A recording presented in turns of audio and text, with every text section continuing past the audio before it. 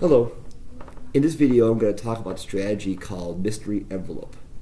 Now, mystery envelope is really just that. It's a bunch of envelopes. You would have a series of envelopes that you could keep like this, or you can laminate for long-term lasting envelopes that would not need to be replaced on a regular basis.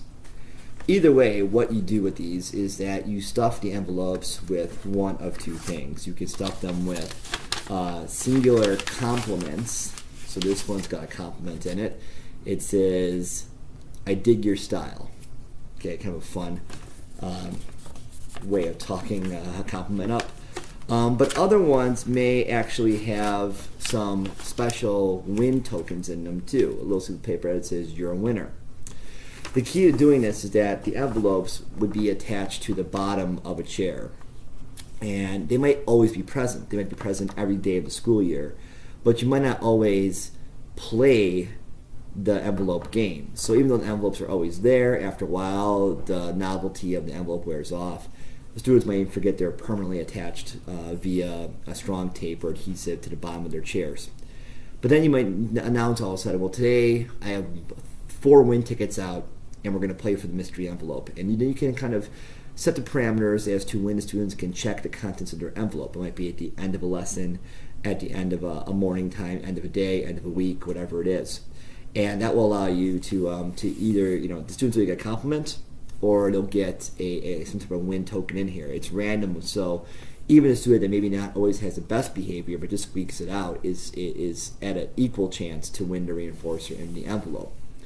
Another way I've used these too is I've used them in small group settings. So I'm working with a smaller group of students, maybe even a group of 6 to 8 students, and I have them specifically under the chairs of the small group table, and that kind of re-engages and reinvigorates them when they come to a small group. I even like to play a little bit of games with them. For example, if someone's doing something well in a group, I might say, "Hey, do you want to switch chairs with somebody?" Kind of guessing like, "Ooh, do I have the win ticket underneath me, or is that person?" It's kind of a neat way of kind of adding a low level of excitement and building up to the moment where you say, "Okay, we made it. Check your envelope and see what you got." It's really simple, but again, the reason why it tends to be effective is that there's a physical reminder of the possibility of winning. So a lot of times teachers will promise a reinforcer to students or talk about a reinforcer, but it's only being talked about. It only exists in this verbal promise that is not physical or real. But when you have something physically present, that kind of reminds and re-engages students to the purpose in the first place. You don't want to have to keep on reminding them either, because that defeats the purpose and it affects your teaching.